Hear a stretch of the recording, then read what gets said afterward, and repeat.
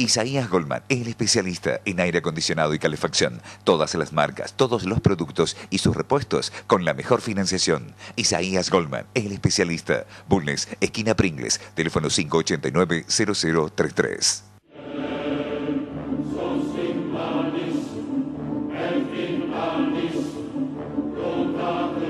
Estamos en el aire. Usted está viendo Palabra de Honor, programa de política, economía y temas de actualidad. Hoy es un programa especial porque vamos a hacer un debate, en el buen sentido de la palabra, sobre el tema de la universidad, la reforma y el futuro de la universidad, y para ello he invitado quizás a las dos personas que más conocen de este tema. El primer invitado es el doctor Francisco Tamarit, ex rector de la Universidad Nacional de Córdoba. Bienvenido, Francisco, gracias por haber aceptado la invitación. Y el segundo invitado, que es además hombre personal estable de la casa, es Prudencio Bustos Argañarás, el cofundador de este programa. Hola, Prudencio. Hola, Eduardo. Y entonces, si les parece bien, entramos en el tema que vamos a empezar con tema vinculado con la reforma, y empezamos con Francisco. Francisco, primer tema. Ingreso irrestricto. Para unos, una cualidad de la universidad extraordinaria y para otros, quizás un defecto. ¿Cuál es tu opinión? Bueno, mi opinión prima en mí la idea de que es una cualidad, lo cual no quita que sea un debate abierto que sea legítimo plantear. El ingreso irrestricto nos pone frente a quizás uno de los dilemas más importantes que tiene la educación superior en América Latina.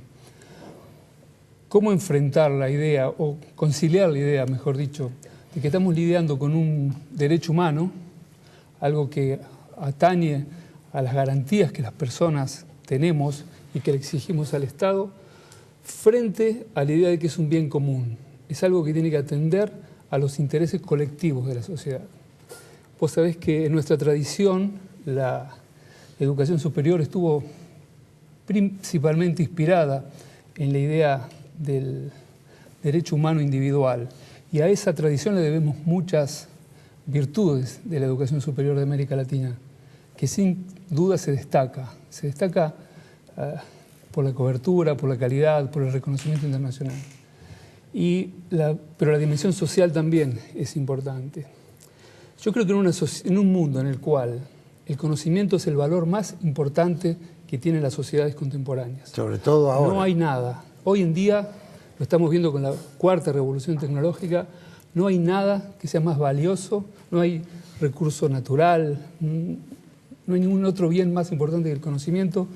Nosotros tenemos que tener cobertura mucho mayor. Quiero decir, la educación superior tiene que llegar cada vez más a más sectores de la sociedad. Y en ese sentido, el ingreso irrestricto es virtuoso, porque permite que se cubran muchísimas áreas que en otros actores de la región que ponen cupos quedan desiertas. Un típico ejemplo es Brasil. Brasil impone cupos a sus universidades, pero así todo, más del 20% de esos cupos quedan vacantes, porque no consiguen conciliar el interés de la demanda, de los deseos de los chicos que quieren estudiar, con los intereses supuestos que estos cupos controlan. Ahora bien, si me preguntás, yo creo que es una deuda importante de la Universidad Argentina administrar lo que te diría es la distribución de esa demanda, porque lo que nos está pasando es que hay áreas de vacancia muy importantes, me refiero por ejemplo a las ingenierías, que siguen siendo muy difíciles de llenar. Ahora, nada garantiza que si nosotros cerramos el ingreso en otras disciplinas, esos jóvenes se van a volcar. Esto requiere un trabajo de mucho esfuerzo. Las ingenierías argentinas han hecho un esfuerzo que yo siempre lo pongo como ejemplo, porque ellos han decidido trabajar sobre las vocaciones en ingeniería, tratando de mejorar la retención. Argentina ha tenido resultados muy destacados a nivel mundial, ¿no? Trabajando sobre esta idea de que hay que trabajar sobre el que tiene vocación y no tanto preocuparse por salir a buscar nuevas vocaciones. Si uno trata mal o si uno no se ocupa bien de darle éxito al que elige una carrera, ¿para qué se va a salir a buscar nuevas vocaciones si no lo hace? Hay que trabajar mucho en Argentina y eso es algo que vamos a debatir seguramente, la idea de qué es la calidad en la Exacto, educación pero superior. continuemos tema por tema Sí. y ahora pasamos a Prudencio, tu opinión sobre el ingreso irrestricto. Y Prudencio. en primer lugar quiero decir que comparto con Francisco que esto debe conciliar, como en casi todos estos temas. Pero si el ustedes interés comparten tanto, el programa se me cae. Ya va a venir la discordancia. Conciliar el derecho individual con el derecho colectivo. Es decir, el bien social tiene que estar, evidentemente, en muchos casos, por encima del bien individual, sin que eso signifique lesionar los derechos personales. Pero acá lo que pasa es que en una universidad que se dice gratuita porque la pague el pueblo, no la pague el estudiante, el planteo que yo me hago, o la pregunta que me formulo, es si en las carreras de alta demanda, porque el problema está en las carreras de alta demanda, en las carreras de baja demanda no creo que sea necesario poner cupo, pero en las carreras de alta demanda, lo que ocurre es que el dinero que el pueblo paga con sus impuestos, que es el que costea el estudio universitario en las universidades públicas, se está dando sin exigirle a quien va a gozar de ese enorme privilegio, de que el resto de sus conciudadanos le paguen el estudio superior, Que tenga no las le está condiciones. exigiendo que acredite que por lo menos tiene dedicación y tiene una preparación básica para que la formación universitaria en él pueda realmente traducirse en un profesional capacitado. Por un lado, la universidad tiene límites, no puede preparar una cantidad infinita de alumnos. Cada facultad tiene una capacidad para preparar una cantidad de alumnos. Ese debe ser, a mi juicio, el cupo, y además debe tenerse presente las necesidades sociales. Argentina tiene la más alta tasa de alumnos universitarios de América Latina, pero la más baja tasa de egresados de todos esos alumnos. Es decir, que algo está fallando, hay una pérdida de dineros públicos, hay un problema social de mucha plata que se va para individuos que ingresan y no pasan de primer año. Entonces yo creo que conciliar, como bien dice Francisco, lo individual con lo social requiere, a mi juicio, replantearnos esto. No tengo la solución ni la varita mágica, pero me parece que en ciertas carreras, la mía por ejemplo, en medicina, hemos visto que el cupo en la Universidad de Córdoba ya hay una prueba práctica que es irrefutable. La Universidad Nacional de Córdoba, la Facultad de Medicina, impuso un cupo. Y realmente la forma en que mejoró la calidad de los profesionales que egresaban fue notorio. Fue notorio. El cupo ahora no está, pero se ha puesto otro mecanismo que restringe también el número de ingresantes. Pero no puede prepararse médico en forma absolutamente ilimitada. Y la medicina es una profesión que requiere evidentemente una gran capacitación, porque lo que está en manos de esa gente que la ejerce es la vida humana. Perfecto. Segundo tema, Francisco, uno de los temas más álgidos. Cogobierno en la Universidad Nacional. Bueno, ese es un tema en el cual pienso que es mucho más fácil, si querés. Lo primero que es importante decir es que son muchos los países que tienen cogobiernos. Estamos hablando de sujetos que se educan y que trabajan, que son todos adultos. Eso es muy distinto en el secundario, en el primario. Pero además, el cogobierno, hay que explicarle a la gente, no se involucra en los aspectos académicos del día a día. Cada universidad tiene un consejo donde se fijan las conductas, las políticas rectoras globales de la institución, y es en esas grandes líneas que hay cogobierno. Eso pasa en las facultades, pasa en algunos departamentos. Pero los actos científicos, académicos más importantes, que son tomar un examen, definir dentro de la libertad de cátedra qué es lo que el profesor va a dar, elegir la planta, todo eso se hace en base a un sistema de méritos académicos, y eso no es afectado absolutamente para nada por el cogobierno. Fíjate que el cogobierno en Argentina tiene la bondad no solo de dar participación a actores que enriquecen el debate, que de hecho así pasa, sino que además alivia las tensiones propias de la convivencia de actores que son generacionalmente muy distintos. Hay quienes cuestionan que el movimiento estudiantil tiene una actitud en el cogobierno de acompañar a los profesores. Yo, en cambio, entiendo que, por suerte, lo que he visto en mi facultad, siendo rector, es que nunca los consejos directivos se dividen entre profesores y estudiantes. Nunca, nunca. Siempre el disenso se plantea en cada tema y de eso emerge una síntesis que es muy enriquecedora. Tampoco hay un folclore según el cual el cogobierno está afectado por la vida interna de los partidos. En verdad eso no sucede. La verdad que lo que uno visualiza, he tenido oportunidad de ser conciliario, ser decano, fui conciliario como estudiante y después como rector, es que, te diría, el 99% de los temas se resuelven por consenso unánime entre todos los académicos. Ahora me toca estar en el CONICET, hay más divergencia en el directorio del CONICET, en el cual yo soy el más joven, que en un consejo directivo de mi facultad, FAMAF, o en el Consejo Superior. Yo creo que el cogobierno ayuda, hace muy transparente el ejercicio del poder académico, que es una forma de poder muy distinta a las otras formas de poder de los estados. Prudencio, tu opinión sobre el Yo en este cogobierno. punto sí tengo una opinión formada y no es coincidente con la de Francisco. Yo entiendo que la democracia es posible cuando los actores son iguales entre sí. Es decir, es posible en la sociedad civil porque al menos teóricamente los ciudadanos somos todos iguales ante la ley. En las sociedades jerárquicas no es posible. No me imagino yo, por ejemplo, en una fuerza armada que los soldados discutan si van a la batalla o se retiran. Evidentemente hay una sociedad, es un tipo de sociedad donde hay órdenes que hay que cumplir. Me parece lo mismo en una iglesia, cualquiera sea, en una escuela, de cualquier nivel. Y en la universidad, por cierto, también, en una familia también. Son sociedades jerárquicas, no son iguales porque su capacidad no es la misma. El estudiante reconoce su ignorancia cuando va a estudiar y reconoce la superioridad y el conocimiento de su profesor porque de él aprende. Entonces, yo no conozco países en el mundo, vos decías que hay varios, me gustaría saberlo porque no conozco ninguno donde en las universidades públicas los estudiantes participen en el gobierno y menos los no docentes, que ya no, para mí no tiene explicación.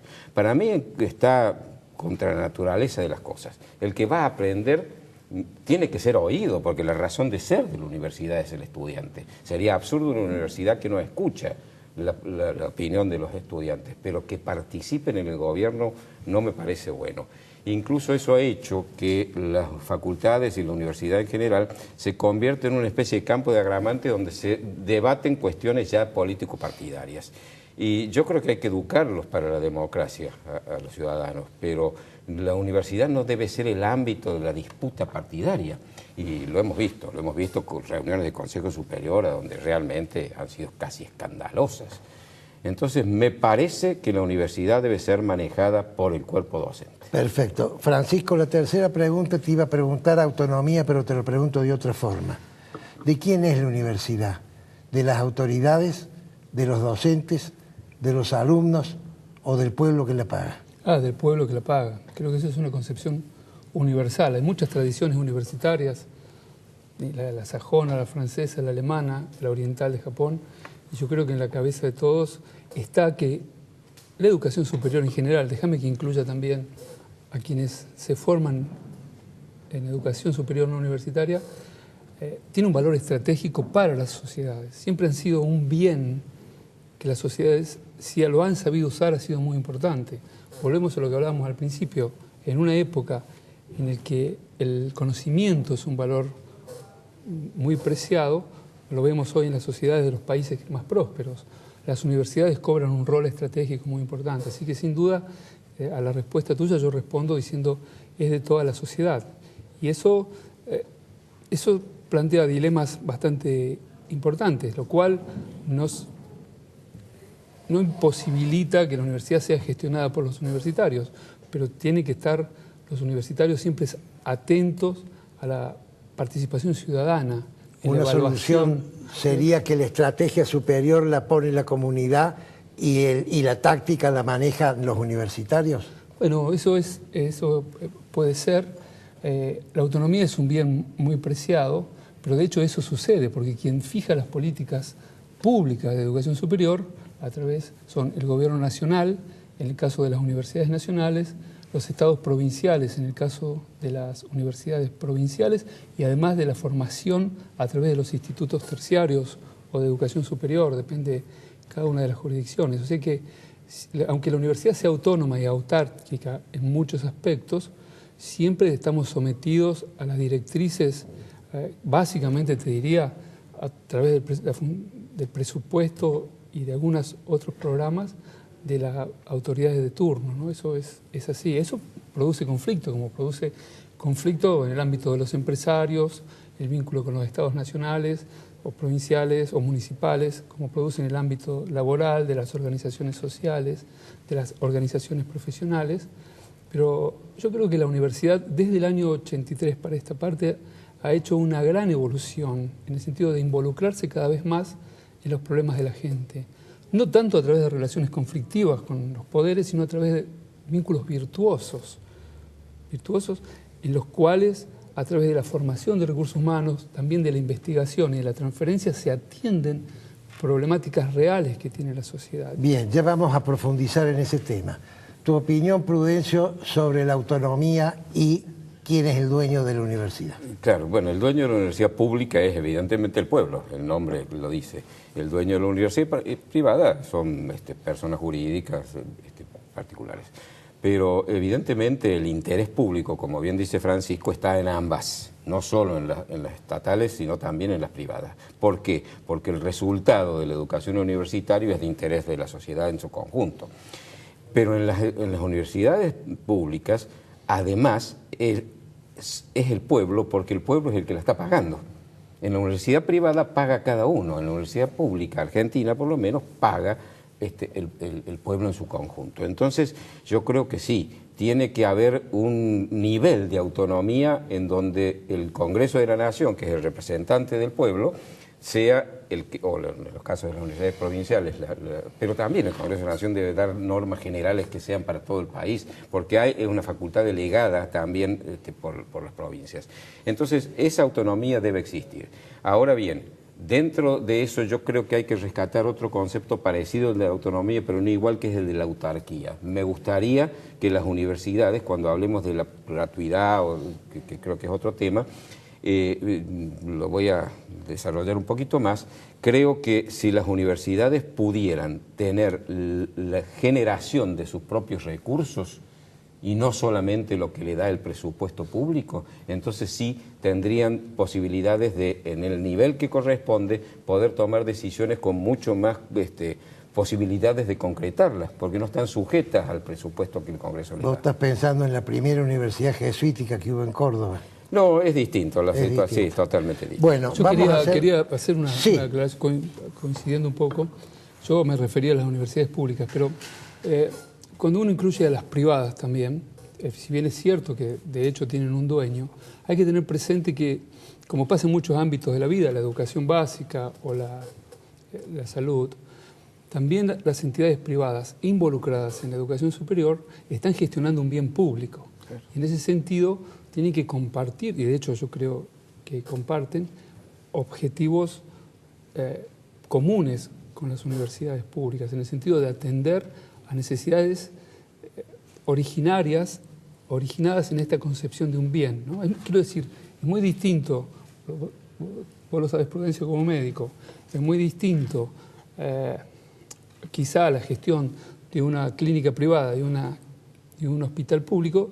Sin embargo, ambos están sometidos a controles muy específicos porque se trata de objetivos que tienen que ver con la salud pública. Lo mismo pasa con la educación, que a lo mejor es distinto a fabricar celulares, a donde el Estado tiene meramente la función de controlar y de regular el mercado. Creo que como no hablamos de una mercancía, sino de un bien, es muy importante esta idea de que el público y el privado tienen que compartir responsabilidades y regulaciones. Perfecto. El ejemplo de la Facultad de Medicina es el que mejor sirve para explicar esto. Yo creo que el Estado Nacional, a través del Congreso y a través de, por supuesto, un análisis de las necesidades regionales, debe, por ejemplo, establecer cuántos médicos necesita el país o va a necesitar de acá 5, 6, 8 años. Entonces, de acuerdo a eso, como yo creo que debe haber cupos, me parece que deberían distribuirse los cupos de acuerdo a la capacidad de cada universidad, pero en un número que no supere la necesidad, ni tampoco se quede abajo. Es decir, tanto las públicas como las privadas en ese aspecto deberían tener acotado por el Congreso cuál es la capacidad de formación y cuál es la necesidad de la asociación que la sociedad tiene de determinados profesionales. Bueno, hacemos un brevísimo corte y continuamos.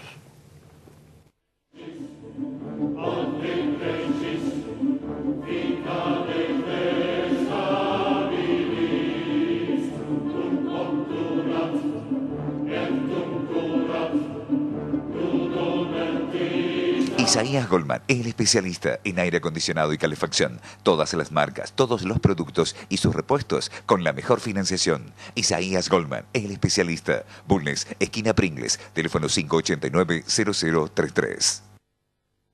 Centro Tomografía Computada Córdoba Sociedad Anónima. Instituto Ulton, líder en diagnóstico por imágenes. Primer instituto de cirugía ambulatoria mínimamente invasiva del interior del país. Avenida Vélez Arfiel 562, Córdoba, Argentina. Teléfono 0351-426-7700.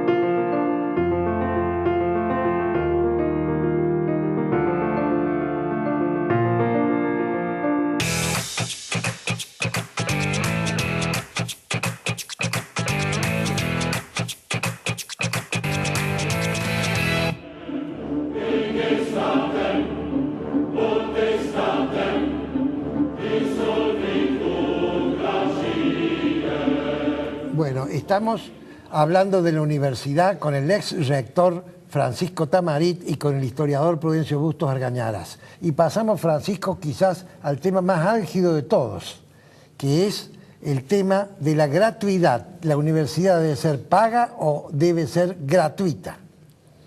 Bueno, es una muy buena pregunta. Yo personalmente tengo una posición bien tomada en cuanto a que tiene que ser gratuita. Pero esto no es arbitrario, no es un deseo mío. Esto tiene que ver con la tradición del sistema universitario de Argentina, te diría de América Hispana, que viene de una tradición española, de una tradición alemana, que siempre entendió a la educación superior como un derecho y más recientemente como un bien social. Entonces, como decía Prudencio en el bloque anterior, la educación no es gratis, alguien la paga. Y el punto es cómo se paga. Y cuando estamos hablando de derechos, cosas que el Estado tiene que garantizar, hay otras formas de justicia distributiva que tienen que ver con las políticas fiscales.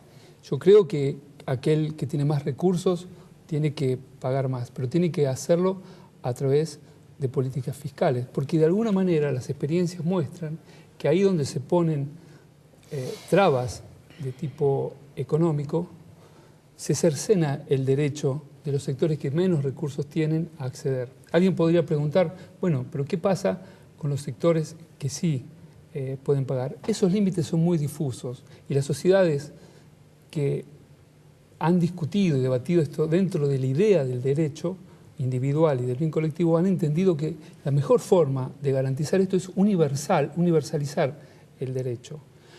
Y eso es lo que nosotros aplicamos, por ejemplo, a la educación primaria, a la educación secundaria, a la salud, a la seguridad.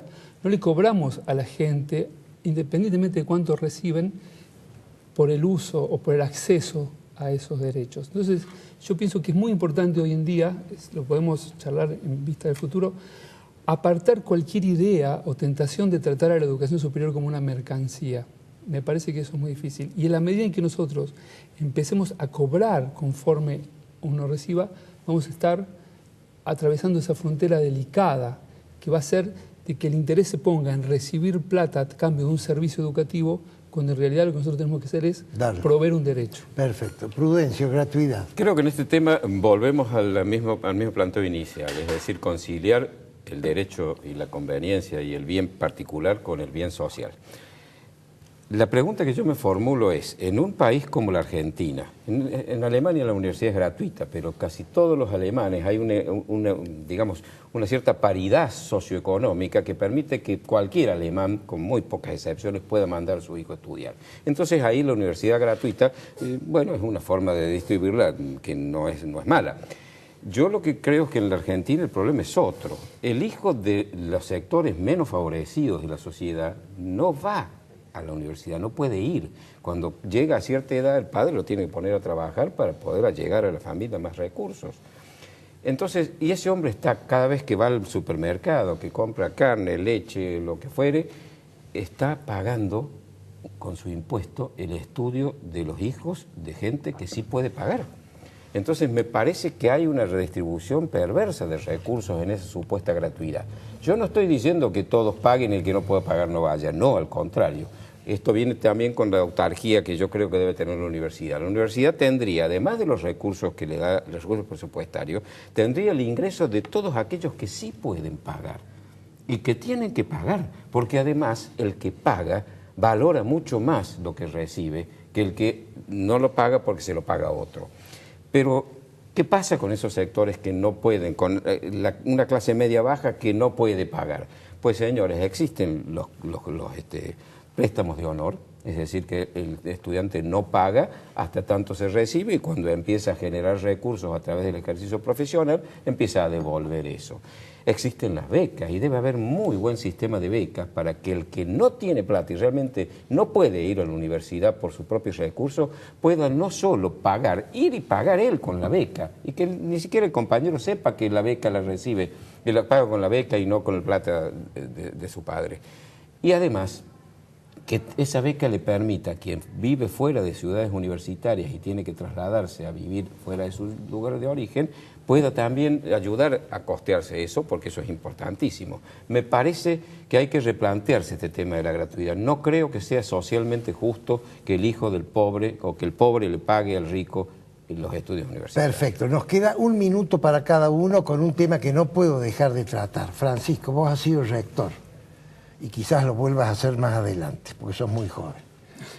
¿Puede nuestra Universidad Nacional estar a la altura de las circunstancias en un medio en donde la ciencia y la técnica cambian a velocidad más rápida de la capacidad de absorber los cambios, adecuarse para que siga vigente los títulos de grado que da?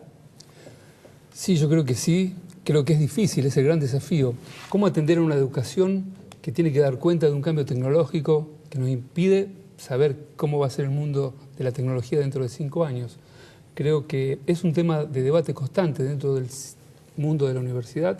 Mi área de trabajo es la inteligencia artificial, así que estamos constantemente repensando esto y me parece que es muy importante que los gobiernos nacional, provincial y municipales también estén atentos a esta problemática, porque no es solamente un problema de la universidad, es un problema del vínculo que tiene el mundo del conocimiento, que es la universidad, es el CONICET, es el INTA, es el INTI, con los diferentes actores de la sociedad. Ese es el gran desafío que vamos a tener hacia futuro en términos de tecnología, porque hay otros desafíos que son sociales, son económicos, son humanos. Pero digo que esta universidad y el sistema argentino está preparado. Lo que falta es congregar a los actores alrededor de una mesa para animarse a empezar a prepararse para un futuro dinámico, cambiante, que nos reserva un lugar bastante triste a las naciones como Argentina. Prudencio, tu opinión en un minuto. Es muy poco lo que puedo añadir a lo que ha dicho Francisco, que además en esto es un experto. Yo diría que sí, es el gran desafío, pero es un desafío muy grande porque exactamente no sabemos cómo va a ser el futuro. Podemos imaginarlo, pero posiblemente nos equivoquemos. Entonces, preparar a los estudiantes que deben desempeñarse en un ámbito que no sabemos qué exigencias va a tener. No es fácil. Bueno, muchas gracias a los dos. Gracias a vos. Francisco, vos que tenés un postdoctorado, te voy a congregar la próxima vez para hablar de inteligencia artificial. Sería un honor. Es un tema en el cual Córdoba se destaca a nivel América Así Latina. es. Muchas gracias y bueno, se nos ha terminado el programa. Es palabra de honor.